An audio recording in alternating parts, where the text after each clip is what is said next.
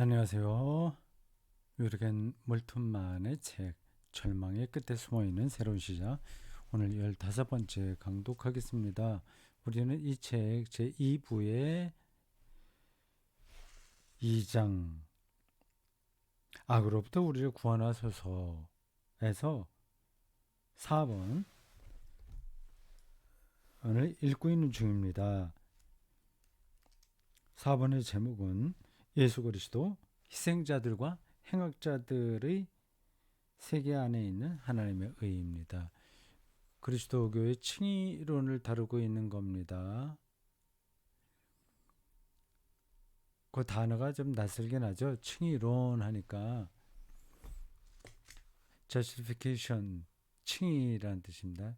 의롭다고 인정한다는 거예요. 독일어로 저에겐 독일어가 조금 더 익숙한데 레히트페어티궁슬레레 칭의론이라고 합니다. 이 멀트만의 칭의론은 확대되어 있습니다. 전통적인 칭의론이 잘못됐다고 하는 게 아니라 그것의 한계를 뛰어넘는 거죠. 그리스도교 신학이 아직 완성된 게 아닙니다. 여러분들이 교회에서 설교 들을 때나 성경 공부할 때 들은 기독교 교리를 완료된 거로 생각하시면 안 됩니다. 그 설교 얘기가 나와서 설교는 기본적으로 교리적이어야 됩니다. 교리 설교해야 됩니다. 윤리 도덕적인 설교는 어쩌다가 하면 괜찮지만 그걸 자주 하는 건 좋지 않습니다. 더구나 주일 공동 예배 때에는 교리 설교를 해야 됩니다. 그 딱딱해서 사람들이 좀 듣기 불편해 해요. 더 중요한 건 이제 설교자가 그 교리를 잘 모른다는 데 있죠. 다른 시간에는 모르지만 주일 공동 예배 때에는 교리 설교를 해야 됩니다. 그 이유는 그게 이제 복음이기 때문에 그렇습니다. 예수 그리스도에 관한 이야기를 캐리그마라고 하잖아요. 그건 뭐 교리입니다. 도그마예요.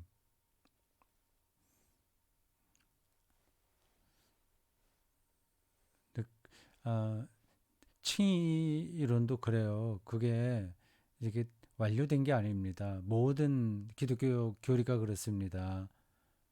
뭐 하나님에 대한 이야기도 아직 끝나지가 않았어요. 하나님을 우리가 다 알면 그러면 그게 세상이 끝입니다. 종말이 와야 우리는 하나님을 알게 되겠죠. 우리가 종말까지 사는 건 아니지만 기독교 교리가 완성된 게 아니라는 걸 강조하는 말씀이에요. 완성되지 않았다고 해서 불완전하다는 게 아니라 종말로 열려 있다는 뜻입니다. 이 칭의론도 2000년 기독교 역사에서 좀 강조될 때가 있었고 좀 덜 강조될 때가 있었어요. 모든 교리가 그렇습니다. 칭의론은 바울은 이제 그 이야기를 많이 했고요. 종교개혁자들이 또 그 이야기를 많이 했습니다. 근데 그 이야기가 주로 개인의 참회 신앙 안에 머물렀다고 멀티만을 보고 있습니다. 예, 모든 교회나 성당이 꼭 참회 차원에 머물러 있는 건 아니지만 전반적으로 그랬습니다. 그것만이 아니라 그 칭의론만이 아니라 그리스도교 신앙 자체가 참회 신앙이 굉장히 오랫동안 지배하고 있었습니다. 네, 이런 표현이 일반 신자들에게는 좀 이상하게 들릴지 몰라요. 뭐 어떤 시대에는 어떤 교리가 강조되고 어떤 때는 아니고 그랬단 말이냐? 기독교 교리는 늘 똑같이 강조되고 이게 어, 선포되는 거 아닌가 생각하겠지만 그렇지 않습니다. 종교개혁 시대에는 성만찬 논쟁도 굉장히 중요한 어, 교리였습니다. 우리나라 그리스도교는 주로 그 참회신앙, 참회영성에 기울어져 있습니다. 청교도 신앙이라고도 할 수 있어요. 인간의 하나님에게 용서받고 죄 용서받고 제가 구원받았다는 확신과 기쁨으로 다른 사람들에게도 기독교를 전하는 삶, 그걸 가장 이상적인 거로 생각했습니다. 거기에는 사죄와 용서라는 그 패러다임이 놓여 있는 거예요. 나쁘다는 뜻이 아닙니다. 그게 어느 한계에 머물러 있어서 죄, 이거 개인의 죄 이런 데 머물러 있고 어떤 그 사회적인 차원까지 나가지 못하는 경우가 많아요. 주로 그렇지 않습니까? 한국 개신교인들도 그렇게 회개를 많이 하긴 하는데 교회 안에서만 그렇게 하지 이 세계에 나가서 어떻게 정의롭게 사느냐 하는 문제에는 별로 신경을 쓰지 않습니다. 성소수자 문제라든지 군 대체복무나 빈익빈 부익부 경제 문제, 또 생태학이고 하는 것, 기후 변화 이런 것도 다 포함됩니다. 그런 주제를 치열하게 신앙의 문제로 삼지 않습니다. 자, 몰트만은 이 칭의론 문제가 전통적으로 좀 협소하기에 개인의 그 참회와 의로워졌다는 믿음 그 안에 머물 수 없다. 그거는 더 확장돼야 된다고 하는 겁니다. 그 이제 사회적인 차원인 거죠. 희생자들과 행악자들까지 다 포함된 그 하나님의 의를 향한 열정까지 다 포함해서 칭의론의 문제로 보고 있어요. 특히 그가 말하는 것 중에 인상 깊었던 부분이 있습니다. 행악자들과 희생자들을 다 포함하는 거예요. 그러니까 거기에 하나님의 의가 나타나야 된다고 해요. 우리는 보통 희생당한 사람들만 좀 도와서 그들이 억울하니까 하나님의 의가 나타나야 된다고 생각을 하죠. 근데 이 몰트만은 희생자들을 만드는 행악자들도 결국은 하나님의 의 안에 들어와야 된다고 하는 겁니다. 그건 이제 앞 시간에 많이 이야기했어요. 뭐 다시 반복하지 않겠습니다. 그러니까 하나님의 의를 이제 넓은 차원으로 좀 몰트만이 보고 있어요. 대단히 역동적이라고 저는 생각합니다. 사회 많은 문제들까지 이 칭의론 안에서 우리가 담아낼 수 있습니다. 사회 정의, 빈부격차 문제 등등. 또 요즘 이제 한국에서 벌어지는 여러 가지 사회적 문제도 그 층위 이론에서 다룰 수 있습니다. 희생자들과 행악자들까지 다 포함한 하나님의 의의 차원에서 이야기하는 거죠. 그 하나님의 의가 이 사정에서는 예수 그리스도에게서 나타났다고 하는 겁니다. 그래서 그 예수 그리스도의 이야기를 그 2부 2장 4번에 앞대목에서 쭉 얘기했고요. 오늘은 이제 3번입니다. 96쪽입니다. 여러분들 거기 이미지 파일로 화면에 나와 있습니다. 보시죠. 이런 대목은 우리가 몰트만의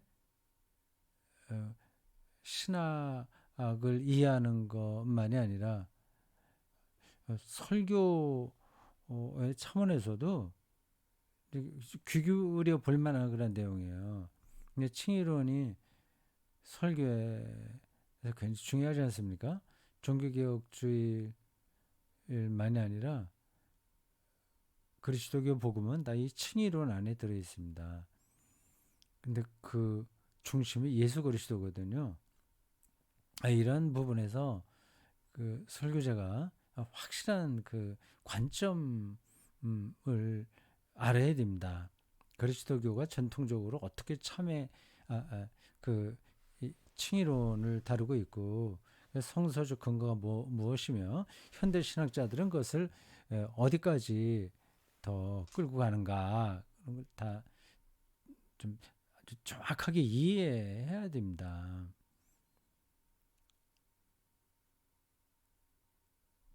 자, 3번. 악의 희생자들을 향한 예수의 순환의 길.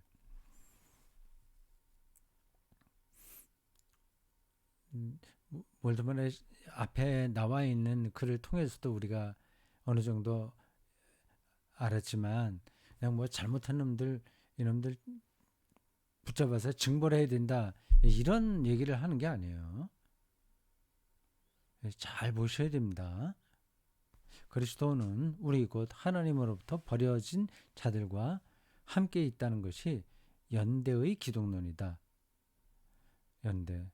졸리다리테츠 크리스톨로기 이렇게 됐습니다. 영어로도 솔리데리티라는 거 있죠. 솔리데리티 크리스톨로지 영어로 똑같이 표현합니다. 복음서들은 예수의 길로서의 순환에 관한 기사를 언제나 깊은 실망감 속에서 기술한다.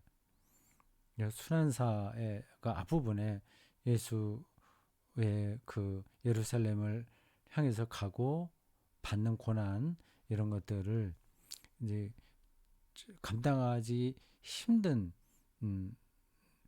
걸로 받아들입니다. 이건 뭐 내가 인류를 구원하기 위해서 마땅히 내가 가야지 그게 아닌 거예요. 이 길은 로마인들에 의한 예수의 처형, 십자가 처형과 함께 끝이 난다. 예수의 삶 속에서 우리는 아리를 향한 방향성, 곧 헌신적인 사랑의 방향성을 인식할 수 있다. 고대의 에루스는 사랑이요. 에루스, 필로스, 아가페 보통 얘기하죠. 에루스는 인류 문명의 에너지입니다. 그러니까 하버마스가 쓴 책인가 누군가 옛날에 읽어서 그 기억도 가물가물합니다. 하여튼 그 에로스의 문제를 이 인류 문명과 연관시켜서 설명하던데 제 책 이름이 잘 떠오르지 않네요. 그러니까 우리는 보통 에로스 하면 성애라고만 생각하지 않습니까? 그 남녀 간의 에로스적인 그 남녀 간의 사랑만 얘기하는데 그게 아니라 예술 뭐 그런 문학적 열정 이런 걸 다 에로스라고 합니다. 에로스는 아름답고 반짝이는 것에 대한 사랑이었다. 그러나 예수의 사랑은 병자들, 폭력의 희생자들, 그리고 비천한 자들에게로 향했다. 예수에게는 에로스가 없었나?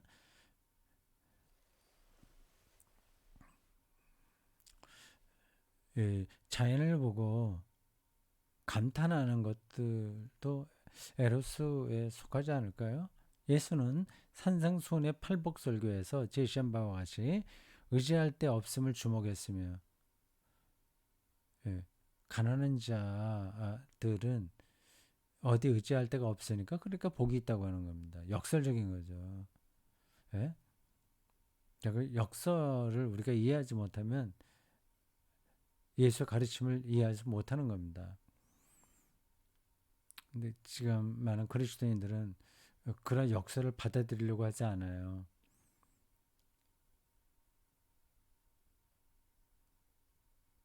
하나님 믿고 뭐 복 받아서 뭐 잘 먹고 잘 사는 거, 자식들도 잘 되는 거. 늘 머릿속에 그런 거 생각하지 않습니까?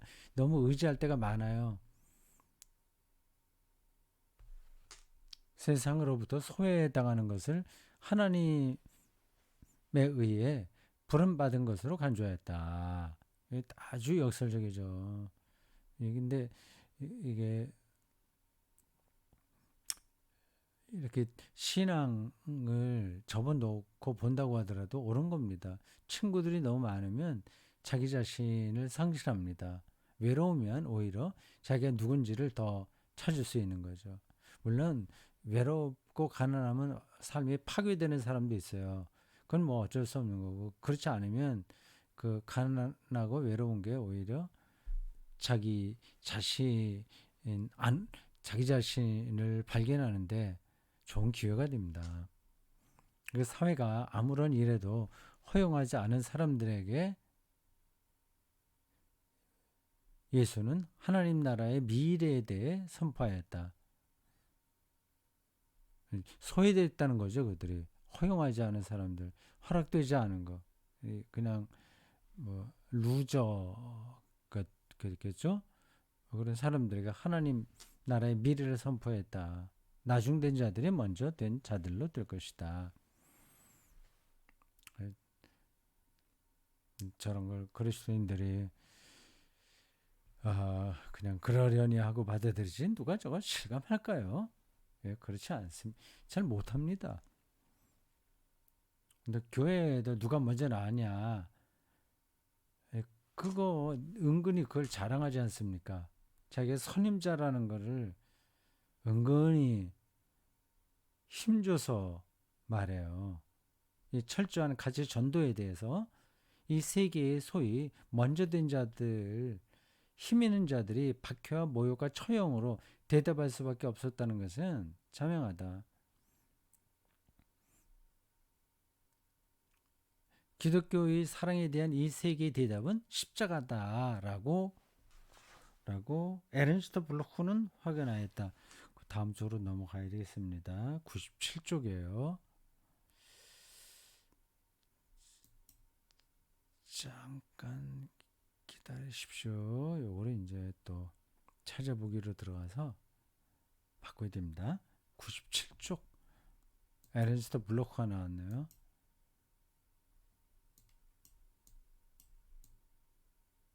에른스트 블로크는 몰트만과 이 철학과 신학이라는 다른 그 학문에서 학문이지만 서로 통합니다. 물론 에른스트 블로크가 또 나이가 많죠. 그리고 에른스트 블로크의 영향을 몰트만이 받았다 이렇게 봐야 맞겠죠. 이 에른스트 블로크는 이 책 앞에서도 나왔을 거고 그 몰트만의 주저 희망의 신학 호프롱스 테올로기 거기에 거의 사상적 배경이라고 할 수 있습니다. 이 블로크의 책 다스 프렌치 호프농 희망의 원리라는 책이에요. 아마 그게 번역됐을 겁니다. 예, 저 25번 각주에 달려 있네요. 제 책을 보니까 다스 프렌치 호프농 프랑크푸르트 논저 훈더튼 노인운트 피어지 뭐 1490쪽 뭐 1495쪽 게 있다고 하네요. 그 표현이 재밌죠. 그 에르네스트 블로크가 무신론적인 철학자인데 그 동독 출신이거든요. 이따가 이제 나중에 서독으로 넘어왔는데 막시즘적인 철학자예요. 근데 기독교에 대해서도 많이 이야기를 해요. 기독교의 사랑에 대한 이 세계의 대답은 십자가다. 기독교가 말하는 사랑을 세상은 좋아하지 않는다는 겁니다. 왜 좋아하지 않냐? 사회가 밑으로 눌렀던 사람들을 다시 올리니까 이건 반역이잖아요. 그러니까 십자가로 응수할 수밖에 없습니다. 이 말은 십자가인데 그만큼 무시한다는 뜻이에요. 이 에르네스트 블로크가 보기에는 이 기독교의 사랑은 거의 전복적이죠. 전복적 뒤집는단 말이에요.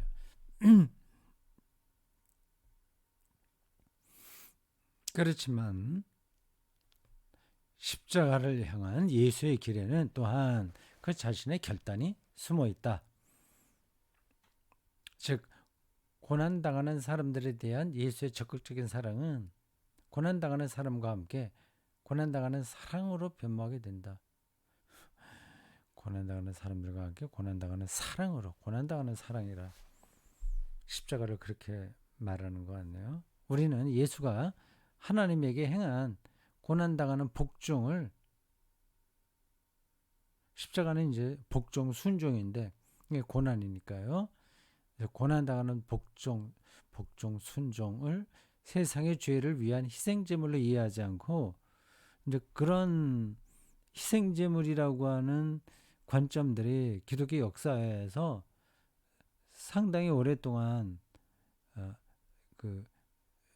이렇게 주장됐습니다. 지금도 좀 그렇게 생각하죠. 근데 저것도 완전히 틀린 건 아니에요. 세상의 죄를 위한 희생제물로 이해하지 않고 오히려 마지막 사람에게 이르기까지 하나님의 버림받은 사람들을 위한 예수의 남김없는 헌신으로 이해해야 할 것이다. 예, 세상의 죄를 위한 희생제물, 세상의 죄를 지고 가는 어린 양을 보라. 요한복음에 나오면 그런 아주 유명하죠. 칸타타에도 많이 나오는 겁니다. 우리 머릿속에는 예수님께서 우리 죄를 용서받고 구원받게 하기 위해서 십자가를 치셨다. 희생제물이다 생각하지 않습니까? 근데 그게 아니라, 근데 저런 부분을 완전히 무시할 수는 없죠. 예, 버림받은 사람들을 위한 예수의 남김없는 헌신으로 이해해야 한다. 예수의 일하면에 하나님의 사랑이 나타나는데 그것은 어떤 다른 신에게도 생각될 수 없었던 사랑이다. 이것도 블로크가 얘기한다고 하네요. 에른스트 블로크입니다. 하나님의 사랑, 예수의 일한 면에서 하나님의 사랑이 나타난다. 남김없는 헌신, 어떤 다른 신에게도 생각될 수 없었던 사랑이다.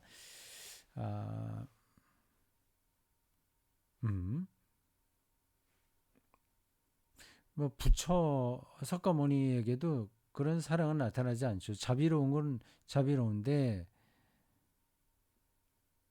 버림받은 자들을 위한 헌신으로서의 사랑은 아니죠. 십자가의 죽음을 향한 예수의 헌신 속에 나타난 하나님의 신성은 고난을 당할 수 있는 사랑일 뿐만 아니라 죽음의 운명도 당할 수 있는 사랑이다. 고난당하는 사랑이면서 죽음의 운명도 감당하는 사랑. 예수에게 있었던 특별한 운명이고 그게 사랑이죠. 그러므로 로마서 8장 39절 그리스도 예수 안에 있는 하나님의 이 사랑에서 이 버림받은 자들을 위한 마지막까지 헌신. 그렇게 보면 어떻게 보면 그게 뭐 휴머니즘처럼 느껴질 수 있는데 예수님을 휴머니스트라고 보면 좀 곤란하죠. 휴머니즘적인 요소가 있긴 있으나 그건 아니죠. 조금 더 보겠습니다. 그리스도 예수 안에 있는 하나님의 사랑에서 우리를 환난이나 공고나 핍박이나 기근이나 헐벗음이나 위험이나 칼도 끊을 수 없다.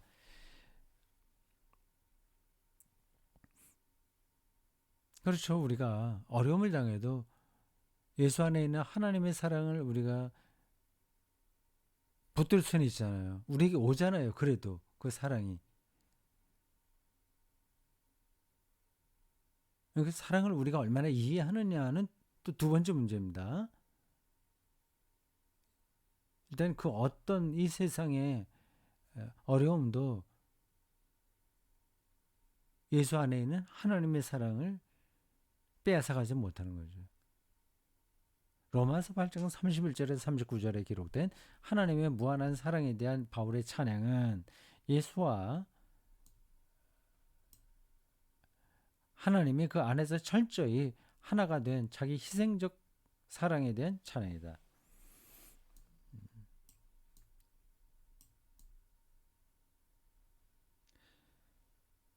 자, 됐죠?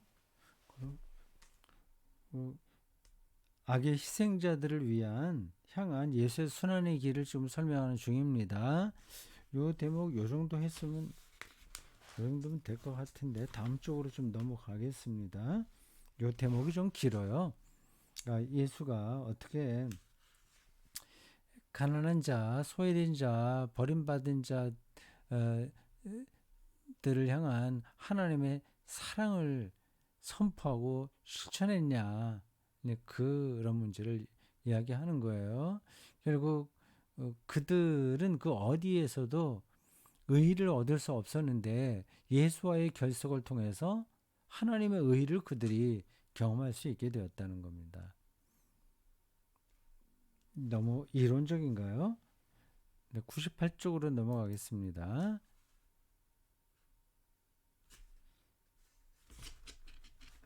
98쪽.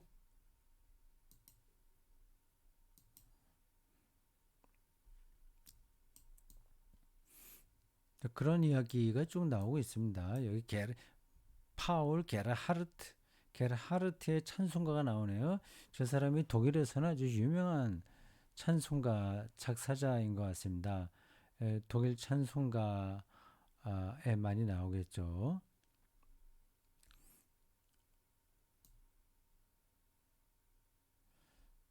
읽어볼까요? 약간. 내가 언젠가 헤어져야만 한다면 나 자신으로부터 헤어지지는 않을 것이다. 내가 죽음의 고통을 당해야 할 때 당신이 거기 함께 계실 것이다. 내 마음이 근심 걱정으로 가득할 때 당신의 불안과 고통의 힘으로 나를 불안에서 건지소서.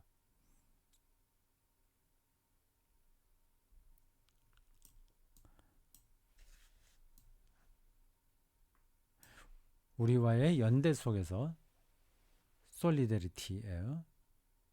연대 속에서 고난을 당하며 죽어간 그리스도는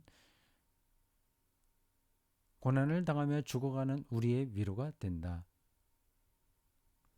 우리가 죽음에 대한 두려움 속에 있을 때, 그러니까 예수의 가르침과 그의 운명이 아주 특별했던 거예요.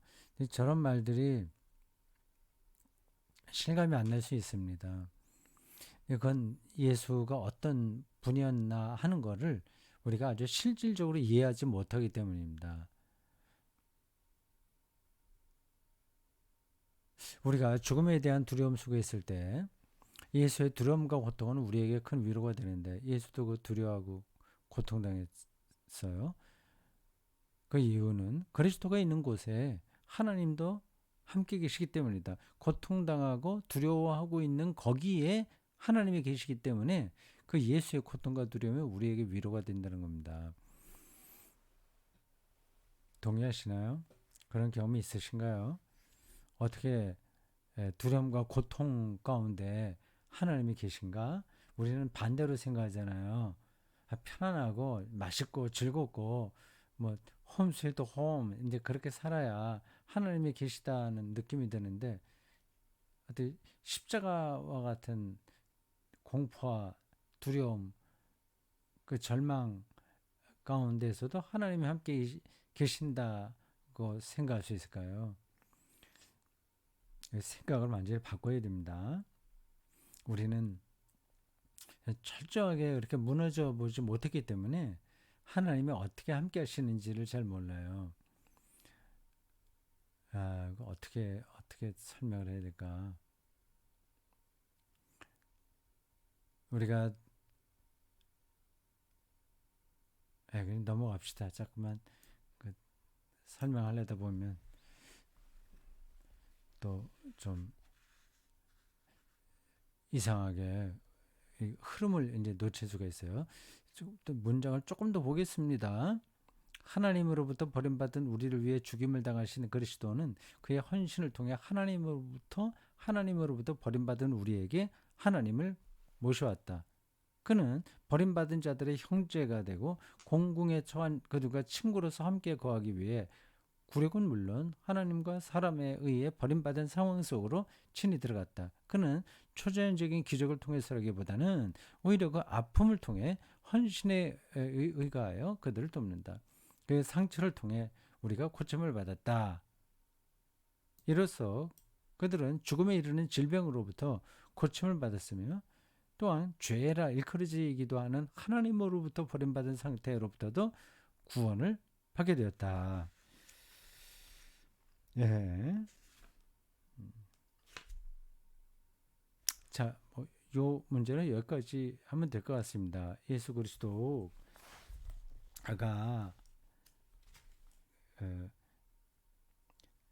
악에 희생당한 자들을 향한 그 길을 갔다. 예수께서 그 얘기입니다.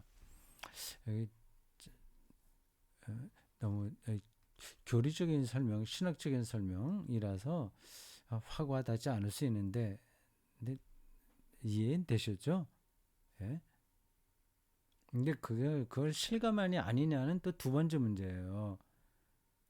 그냥 여러분들도 본인 스스로 생각해 보십시오. 아, 내가 지금 거의 불치병 선고받았다. 아니면 큰 암이나 이런 데 해서 이제 수술 받게 되었다. 혹은 수술 받았다 생각해 보십시오. 뭐 그런 것만 아니라 이런저런 여러 가지 재난이 많이 있으니까 그때 예수 그리스도가 실제로 우리에게 위로가 될 수 있는지 말이죠. 십자가에 달리신 분이라서 거기에 이제 또 하나님이 함께 하시니까 그런 절대적인 그 어려움 대재난 가운데서 예수 그리스도를 통해서 예, 하나님이 거기 함께 하신다는 경험이 가능한지 말이죠. 이게 기독교 신앙의 핵심입니다. 예수를 그래서 임마누엘이라고 하잖아요. 하나님이 함께 하신다. 예, 더 생각해 보십시오. 여기까지입니다.